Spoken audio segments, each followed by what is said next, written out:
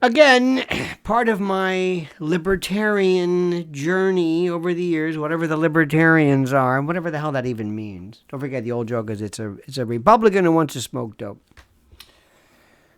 But I believed and always said that prostitution should be legal. I mean, after all, there's Pretty Woman, right? I saw that. That wouldn't be, they wouldn't put that movie on unless it was true. There was that famous Barney Miller episode with this one hooker, a call girl, a lady of the evening, a professional, was talking about how she had, investments, and she was very well mannered. She didn't have a drug problem or teeth missing or a pimp, or she wasn't beaten, but she, that kind of thing. And there's always, Miss Kitty and Gunsmoke. I don't know whether she was a madam or whatever it is. I don't know. Best little whorehouse in Texas. Isn't it great? Cat houses. The House of the Rising Sun. It's about a, bordello. And, you got that one? Okay. Well, it made sense. I mean, after all, freedom of contract, libertarian, the right for me and you and a woman. Listen, a woman should be able to control her body, right? Doesn't that make sense? The way we always talked about it. And instead of, driving an Uber, well, you have Ubers then, but I mean, she could spend the time if she wants to contract with some fellow or gent for some time and he wants to pay with her. Who am I and who is the government to get involved with? Makes sense, doesn't it? Makes sense. Because that's what we thought. We just thought there were these women, there were these independent contractors, and they just decided whatever. And of course, it was part of that, libertarian live and let live. Everybody's groovy, whatever. And I still believe in the concept. The concept. Right? I mean, Donald Trump theoretically is, the argument is that he can have, though we don't know whether he had sex with Stormy Daniels or Dusty Saddles, but he can pay her to keep her mouth shut. I know there's a joke there somewhere, but it's up to them. I can contract with you. Here, be my friend. Here's $20. Here, don't be my friend. Here's $20. Get the hell out of town. Here's $30. We can do that. There was a case years ago in New York. There was a woman, there was this Dominatrix, and she was found dead on the Upper West Side, if I remember. And they were saying, could she be charged with prostitution? And they said, no, because what she was doing, allegedly, had nothing to do with intercourse. It had nothing to do with intromission. It was only involving, basically, I guess, role-playing or acting or something. Of course, with deep welts from a cat of nine tails or something. But I thought that was interesting, right? And there's always been variations of this GoGo dancing. And they had topless car wash attendants, and then there were donut shops. You can have nude women come and clean your house. And listen, if there's no children involved, if it's consensual, so what? Because I'm a libertarian, right? Okay. Well, that's not the way it works. You try going out and being some call girl, sex worker. Go out and do it. On your own. Freelance. And, I don't know. Now, assuming you're in a small town and away from the madding crowd and you have a better clientele, maybe you can get some type of, I don't know what, some employment deal. But for the most part, the women who find themselves in that position are either thrust into that, are victims of their own addiction, their own physical violence, their own poverty, their own human trafficking, their own coercion, force, compulsion, and there's usually a pimp. There's a guy there, and you can call it whatever you want, but it's the person who has been around. Another lovely, lovely character from our TV. what was it, Huggy Bear? You know, the Pimp. I'm pimping, you know, all this. Who was it? I don't know enough about the rappers, the hip hoppers, but the Pimp, and then I'll pimp my ride. And it's got such a lovely, it's just a pimp. It's kind of, remember the old fuzzy hat? Remember the Pimp always depicted in Dirty Harry? There was this one actor, this one black actor played the Pimp, and then he also played the man who was about to be shot in that famous "Go Ahead, Make My Day," you know? But you remember that? And Clint was wonderful the way he depicted African Americans. Remember, he goes, "I gots to know." I say, who wrote this? Remember that? Go watch it. Anyway, the Pimp. Lovable, harmless, helping the ladies out, kind of like a love broker. Remember that? Remember Night Shift? Remember that with Michael Keaton? All right. So this is the way we romanticize about it. So now, I'm thinking, if you want to legalize something, well, here's what you can do. Legalize it, but legalize it and decriminalize it for the sex worker. End the arrest and the incarceration of people in prostitution, but not the pimp, not Johns, not people who support this horrid, disgusting violation of humanity. You can call it whatever you want. Under the equality model in New York State, it repeals the crime of selling sex, prevents people in the sex trade, I'm reading from this, and I'll put a link here, from being charged as an accomplice to promoting or compelling prostitution, where they are helping others in prostitution, like them, and are not profiting, prohibits usage of condoms as evidence in criminal trials for prostitution. And it goes on and on and on. Now, here's the way it is. This is when reality meets libertarian ideology, okay? It works something like this. Now listen carefully. The woman or the man, it's not just women. I mean, if you're a male prostitute, remember Fred Garvin, made up any of his SNL, before your time, ask your parents.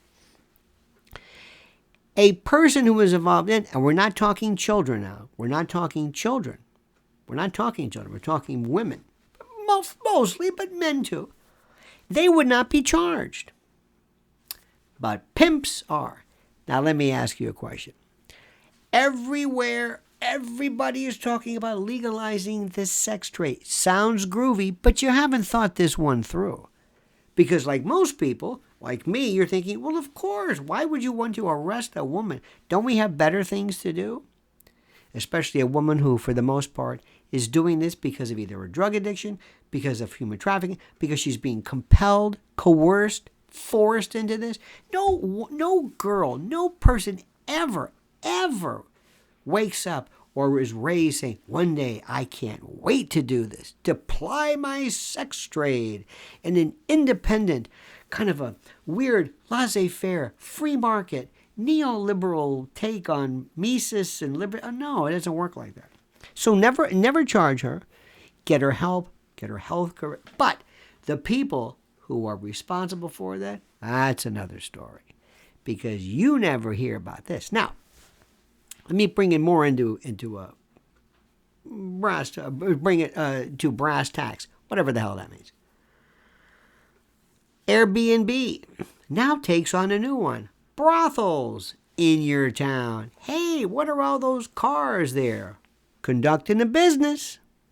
Airbnb, just having visitors. Is that a brothel? Excuse me, no such thing as that anymore. You legalized it. You legalized the sex trade. They're just people having a party. In fact, not a lot of noise, but they're having a party. Your kids will see that, but it'll happen. And if you knock on the door and you see somebody wearing that Clint Eastwood, Dirty Harry, fuzzy hat, with the purple whatever, you say, excuse me, are you a pimp? Beg your pardon. Pardon me. There's no such thing as that. I'm a coordinator. I'm a love broker. Use that line from After Hours, right? There's no such thing as that. You legalize this. I'm just here. Madam, Are you a victim of sex trade? No. You look kind of scared? No. Go ahead, talk to them. Now, try proving coercion. Good luck. Good luck with that stuff. Now, you can do one of two things. You can do one of two things. You can sit there and you can either listen to me and say, you know what, he's got a hell of a point. So you're talking about referencing, about distinguishing, about making a distinction between the sex worker and the pimp. And by the way, Johns and people like that, Johns. What are we on the street? What are we, Joe Friday? The Johns. What about them? Sorry, it ain't legal for you. But you're going to ask your question, wait a minute, but how can they do this? How can they do this if it's legal? It's not legal. It's decriminalized for her. You might say, what's the difference? Well, put it this way. If she gets caught doing this stuff, she's not arrested. If you get caught, you're arrested. Does that seem inconsistent? Does that seem rather strange? Not at all. Welcome to reality, my friend. You don't think laws are different. You don't think sometimes laws kind of don't make any sense. Here's one for you. If we have DUI, right? Driving while intoxicated, how come there's parking lots at bars? Go figure that one out. But that's for something else. Now here's the thing. And you can argue all you want about whether a woman's right, and you can do the libertarian. Oh, you libertarians are great. You love that libertarian stuff. Or you can look at this and say, you know what? That's a hell of a point. So I'm going to put a link up here. It's called the Earn It Act. Look at it. And I've come, not really 180, because I have not changed. I've always, when I used to say it very loosely, like legalize prostitution. But I was speaking inartfully. I wasn't being very specific with it. Decriminalize as far as the sex worker, if that's the word you like. And, and by the way, there was an argument I heard about how trans, I can't even tell you what it is. I don't even understand it. This affects trans workers or something. By the way, there are some laws which have nothing really to do with it, but it deals with loitering and prowling statutes. Oh, and I agree. Loitering. Now, that's a tough one. We'll talk about that some other time, but those are laws that handle people congregating who are prostitutes. Years ago, as a prosecutor, we had a case like that, and ultimately was found unconstitutional, thank God. But the statute was loitering or prowling for the purposes of inducing sexual congress or whatever it was. Because it was a bunch of women who were standing around this particular neighborhood wearing, ask your parents, Daisy Dukes and short, hot pants and looking particularly tawdry, trollopy, slatternly.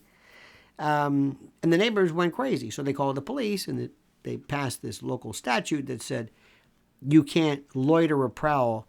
And they were just waving at people and said, you know what they're doing. What do you mean? Well, you know what they're waving for. It's like, she's waving. Yeah, but you know she's a prostitute. How do you know that? Come on, look at her. And of course it was true.